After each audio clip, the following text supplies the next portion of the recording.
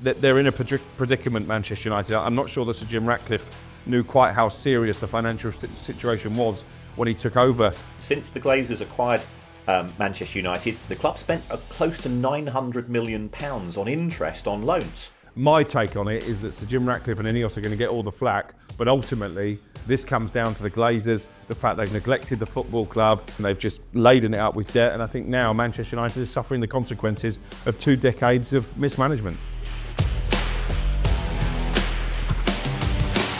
Hi everybody and welcome along.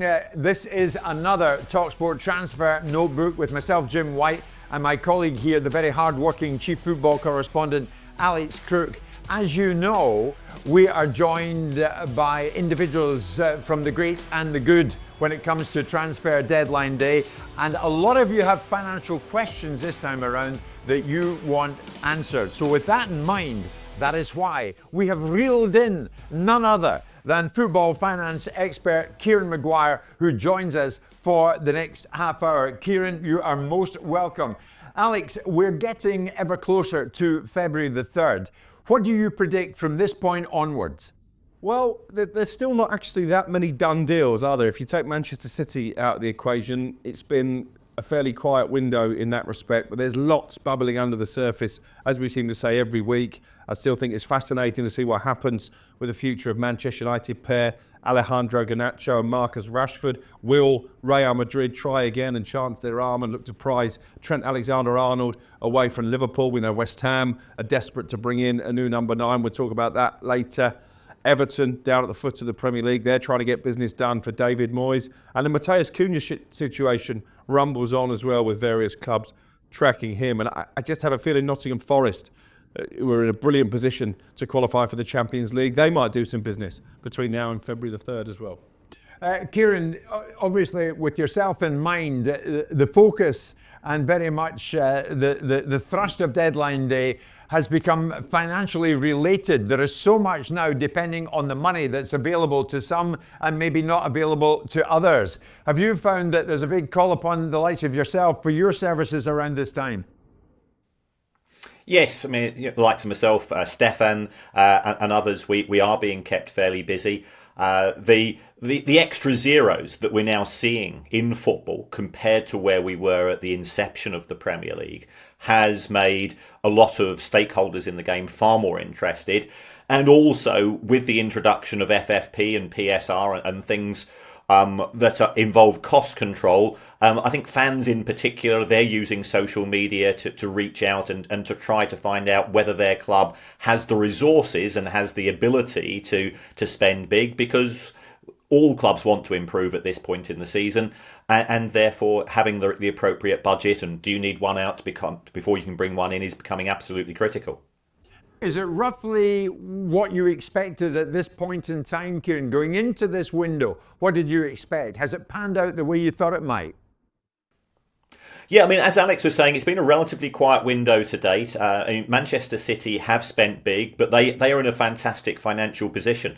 They've made profits of £250 million over the last 2 seasons from player sales. So therefore, that's put them in position A, should they need to recruit. And given where they are in the table, clearly that's the decision that they've made. As for the rest of the market, I think we are seeing the impact of the expanded Champions League, because there are still places available. Some of what you might call the mid-tier European clubs who might have thought of selling, they've still got a chance of getting into the knockout phases of both the Champions League and the Europa League, so therefore they've become reluctant to sell. And I think that's been a significant contributor. We also inherited a fairly challenging situation from many clubs from a PSR perspective. We saw that in June 2024 when that was a sort of that amazing merry-go-round of players leaving and not quite being swap deals, but players moving in opposite directions to comply with the rules. And I think a few clubs don't want to be in a similar position this June, so therefore perhaps they're being a little bit cautious in January. Alex, where do you want to start? Let's start with Arsenal. So far, have they made any kind of headway regards their search for a forward? Because every Arsenal fan in the land keeps on asking me, we're bound to get somebody in, but they haven't as yet. No, they haven't. There were a few whispers earlier this week. They made a tentative inquiry for Benjamin Šeško at RB Leipzig, a player I know Mikel Arteta was really keen on in the summer before ultimately he signed a new deal to stay in Germany. Leipzig have made it clear that all the time they're competing for a place in next season's Champions League via the Bundesliga. They're not willing to let their star striker go. So I think Arsenal, if they are to sign Šeško, are going to have to wait until the summer. There was some talk about a potential move for Victor Osimhen, but I think I said in this programme, I just didn't see Mikel Arteta going for that type of character when he spent so many years cleansing the Arsenal dressing room. The other name I've mentioned to you, and it's quite topical this lunchtime, is Jhon Duran. Now, no sign that Arsenal are interested in him in any big way so far, but I wonder if he might be someone that they look at. Al Nassr, I've just been told, over in Saudi Arabia, are planning on making a bid for Jhon Duran between now and the end of the transfer window. So that will really test Aston Villa's resolve, having already knocked back 2 offers, albeit well below their valuation from West Ham. So that's the big news as we sit here recording. Jhon Duran, subject of interest from Saudi Arabia. Wow, Jhon Duran might get the opportunity to play alongside Cristiano Ronaldo. Kieran, I'm coming your way in a second. On Everton, David Moyes through the door. He'll want to do business, does he not, Alex? He will, and I think particularly in that forward area, they've obviously lost Armando Broja to injury. They're trying to terminate his loan. Kieran might know more about the finances involved in that, but I think if Chelsea are to take him back, they want some kind of compensation. The reason they'd like to terminate that loan is because another Chelsea player, Carney Chukwuemeka, is very much on their radar. They've already got 2 players on loan at the moment in Harrison from Leeds, Jack Harrison and Broja. Under Premier League rules, you can only have 2 players on loan at any one time. So we're going to keep that an eye on that one. Willian, his agents have arrived in London to try and find him a Premier League club. I know that he's been offered to Everton, and he might just be the type of player that David Moyes would fancy to pep up their attack. Is that something that clubs have got to keep a keen eye on, Kieran? Alex mentioned it there. Who have they got on loan? Who might they want on loan? And they've got to make an appropriate calculation. You're absolutely right, Jim. As far as clubs are concerned, they are looking at the rule book, and it's a shame that it's the accountants and the lawyers who have created this rule book who take away some of the more sort of free market approach which many fans would like to adopt when it comes to recruitment. But as Alex rightly said, you can only have 2 players on loan at only one point in time. Chelsea would take the player back on loan back to Stamford Bridge, but they would still expect Everton to honour the contract. So there won't be any cost savings in the player going back to Chelsea. And Chelsea are in a position to play hardball. So I think Everton are going to have to go and bite the bullet on this one if they want to use somebody on loan. And as a Brighton fan, we know we've got a striker who might be willing to go out on loan, and Everton's certainly been announced there as well. Interesting. On Chelsea, on Forest, what have you got for us?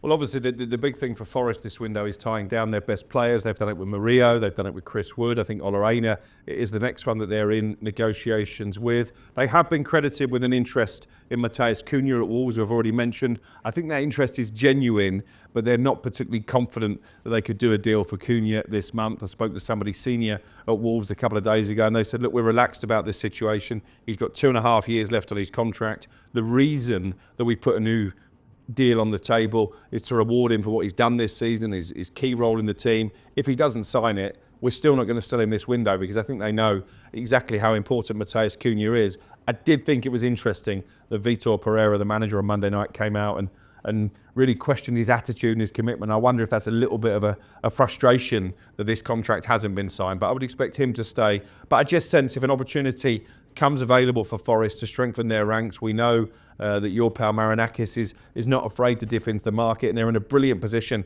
to get one of those top 5 places that should be enough for Champions League football. And I think they might do something between now and February the 3rd. And Chelsea have been, there has been talk about Alejandro Garnacho. Anything further forward on that? Well, last night I was being told that Chelsea are deciding whether to make an approach to Manchester United. Clearly they've sounded out Garnacho and his advisors, who were spotted at Stamford Bridge on Monday night, to see if the player would be open to the move. So we're going to watch this one with interest. We know that the Napoli pursuit of Garnacho has gone a little bit cold in the last 48 hours. But what I find interesting here is that Garnacho He's still reluctant, I think, to make the move, but he realises maybe he doesn't fit into Ruben Amorim's plans. From Manchester United's perspective, optically, they know it might be quite a bad look in the eyes of the supporters to sell off one of their home jewels, if you like, having come through the academy.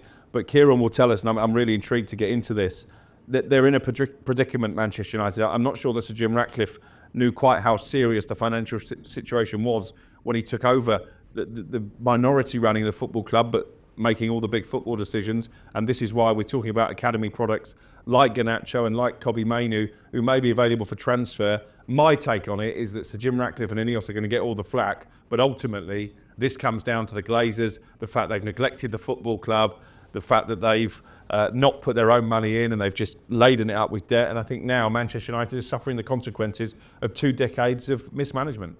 Well, yeah, Kieran, let's bring you in at this stage. And it's a great point that Alex makes. And I know a lot of Manchester United fans share concern over this. All sorts of talks about the Glazonomics, especially after some rather questionable cuts made by INEOS and Sir Jim.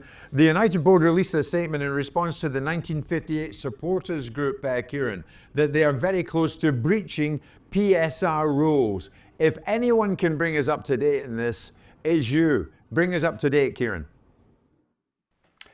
Well, Manchester United have already spent £219 million per their accounts in the 24-25 season. If we take a look over the past 4 years, because realistically, if a player comes in, you're looking at players on 4 or 5 year contracts. They've had a total spend of 793. So they've been very competitive. They've been at the top tier of the Premier League. But what we've seen from the other clubs, the likes of Manchester City and Chelsea in particular, and those are Manchester United's 2 biggest competitors as far as the ultra end of spending of the Premier League is concerned, is that both of those clubs have managed to sell players. And this is the problem at Manchester United. Their sales over that 4 year period are only 139, so you've got a net spend of 650 million quid.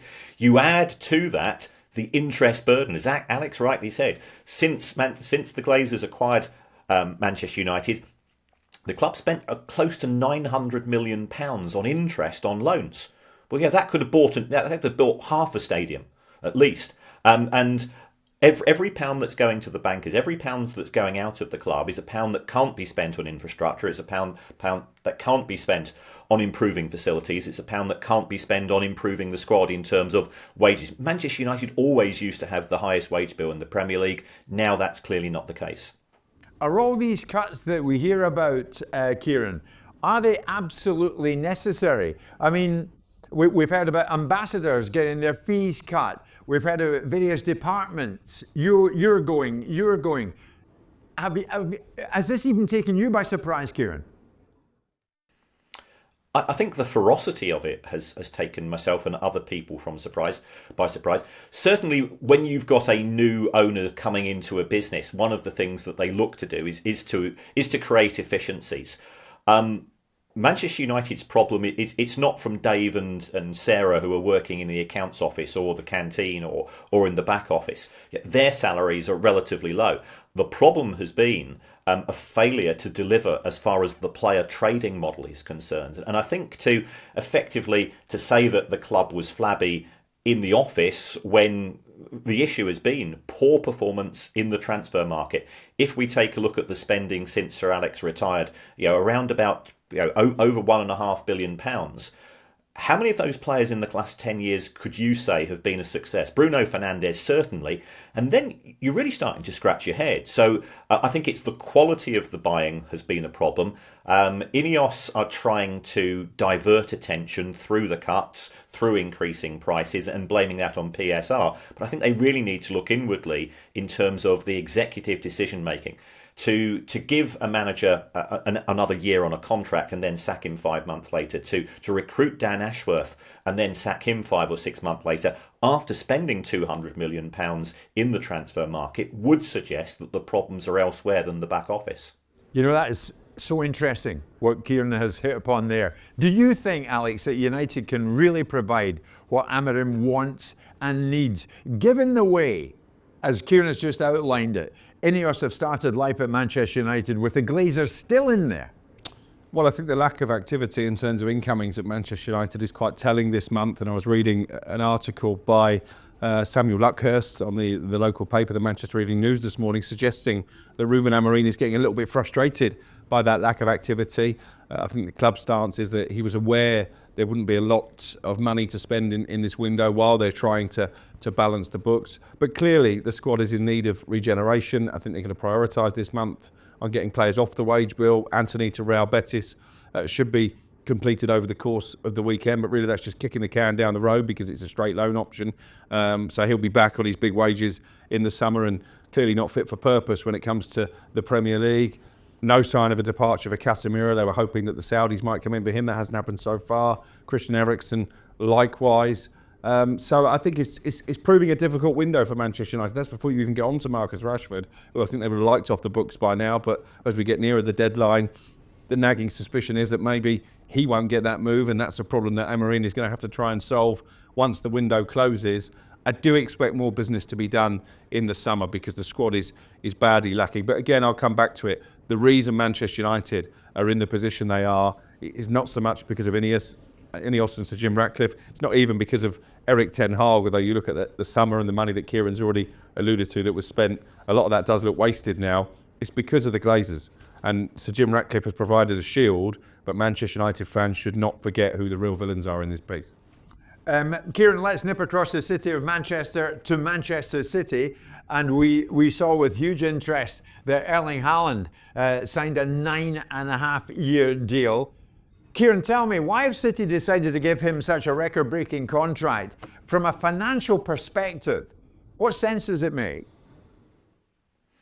I think it's a work of genius in the terms of both parties. If Erling Haaland continues to deliver, as we have seen him for the last 2.5 seasons, even if he earns wages of £500,000 a week for the next 9.5 years, that is ultimately chicken feed, because the cost of replacing him he can only be replaced by an elite player. So you're looking at a transfer fee of somewhere in the region of 100 to 150 million pounds. They've saved themselves that. City have also been observing what's happening at Liverpool. That 3 of Liverpool's best players, we were nowhere in the last 6 months of the contract. City don't want to end up in a position. Haaland's got 2.5 years left on his contract. If we were having this discussion in another year's time, I think City would be getting very twitchy that he might be looking to wind down his contract. And if you take a look at what happened with Kylian Mbappe, there's not many. They are of a similar standard in terms of the world elite. Kylian Mbappe's got a £100 million signing on fee at Real Madrid. Well, what Manchester City have done, they've effectively given Erling Haaland the equivalent of that, but they're spreading it over 9 years. So they've got the protection that if somebody wants to buy him, they have to pay the full market price. His buyout contract, his buyout clause has disappeared.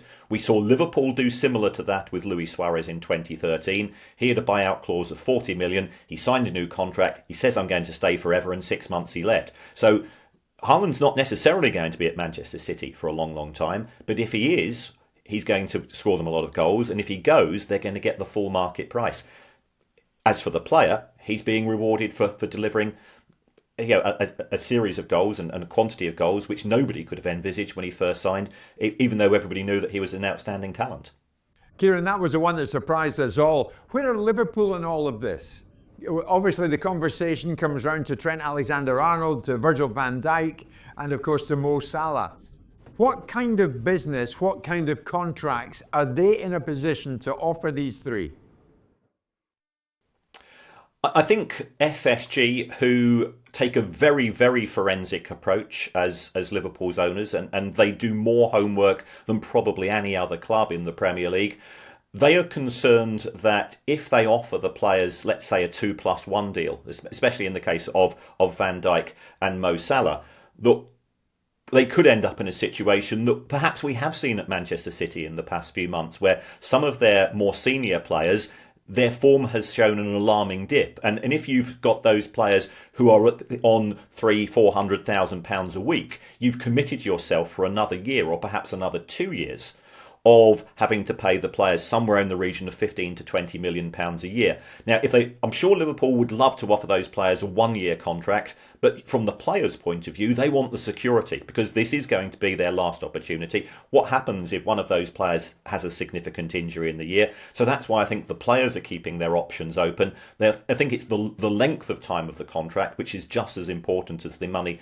that's being offered. Liverpool also don't want to set a precedent. If those players are going to go and get benchmark wages in the region of £400,000 a week, well, what happens for the players that have done well for Liverpool, whose players are up for renewal in the summer of 2026? They will say, Mo's getting this, you need to offer me the same. And Liverpool's wage bill, which has always been kept very well under control by FSG, that would take a hit on the back of that.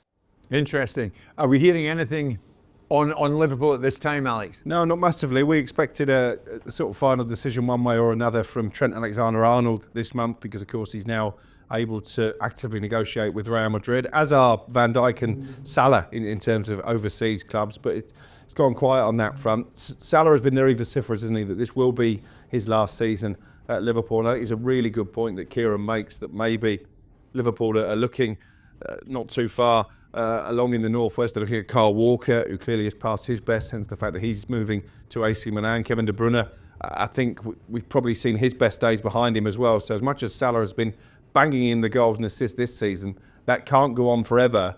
And when you're talking about the telephone number type contract that he wants, it's a difficult situation for Liverpool to navigate. I think we're all agreed, are we not, Kieran, that the club you support, Brighton and Hove Albion, is one of the best run in the Premier League with people like Tony Bloom and Paul Barber. Do you anticipate some business yourself for your boyhood club? Do you think these fellas will get something together, not just for Kieran Maguire, but for the whole Brighton support before February the 3rd comes along? I think the fan base would be surprised if there's any recruitment. And Kiso has gone out on loan to Ipswich. There's talk about Evan Ferguson going out on loan. There's one or two positions which I think that they are concerned about recruiting for. But what Brighton tend to do is that they tend to recruit 2 years before they need the player. In many cases, and we've seen this season with players coming through. That they have proved to be successful. So I'm not anticipating much. If the squad gets fit, and I think that's the issue at Brighton, there are some holes in midfield at present because Vifa's injured, others are injured on a long-term basis as well.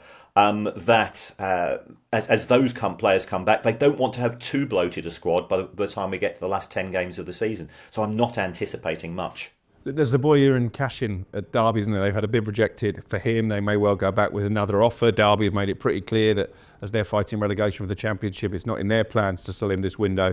But I think he fits perfectly into what Kieran is saying there. He wouldn't necessarily be a signing to come in and play immediately in the Premier League. He might be being looked at as a long-term successor for Lewis Dunk. So that forward planning is certainly a big part of Brighton's model. There you are. That's giving you something to smile about. Kieran, is it not? Mr. Crook is working on some business for Brighton. I've heard that story too, and I've heard that from Midland sources as well as on the south coast, and it would be a textbook Brighton signing. That they've done very well in terms of recruiting from the Championship. You've only got to look at João Pedro, you look at Jorginho, and even those are big fees by Championship standards.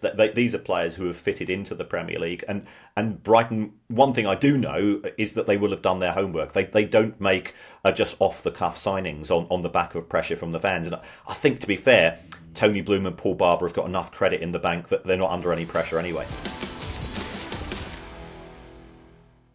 Kieran, at this point in the proceedings, the Transfer Notebook Archives, this is where Alex and myself and whoever joins us, in this instance, your good self, picks a famous or infamous transfer that they recall for whatever reason, with some fondness, with some trepidation, with whatever emotion you like. Alex, what one do you remember today? Yeah, I've got an example of just how quickly things can change in a transfer window. This was a summer deal a few years ago now. I was on the beach with the kids. It was a quiet afternoon. We were being told at that time that Newcastle, because of PSR rules, didn't have any money to spend on new signings. Then all of a sudden, I got the tip off that Alexander Isak from Real Sociedad was on his way to St James's Park in a deal worth, I think, £65 million.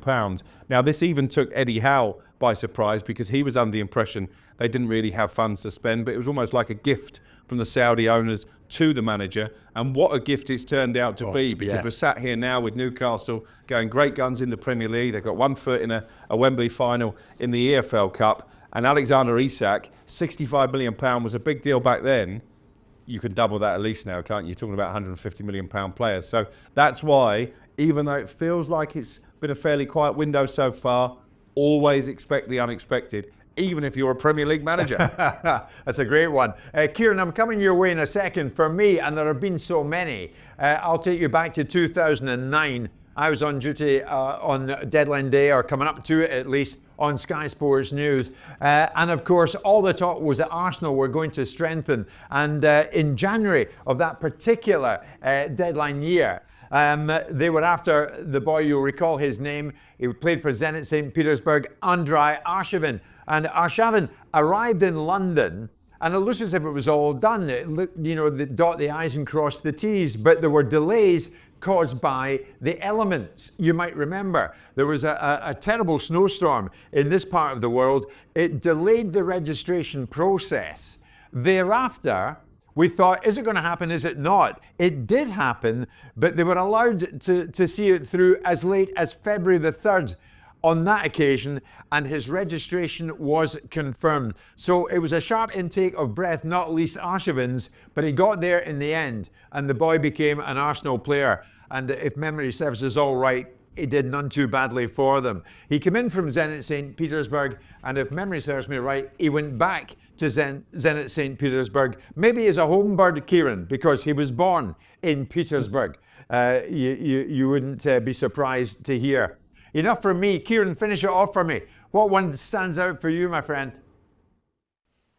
Well, I'm going to take us back to when Brighton were very, very poor. We recruited a guy who proved to be our leading scorer for a couple of seasons, a guy called Gary Hart, and we paid £1,000 and a set of tracksuits.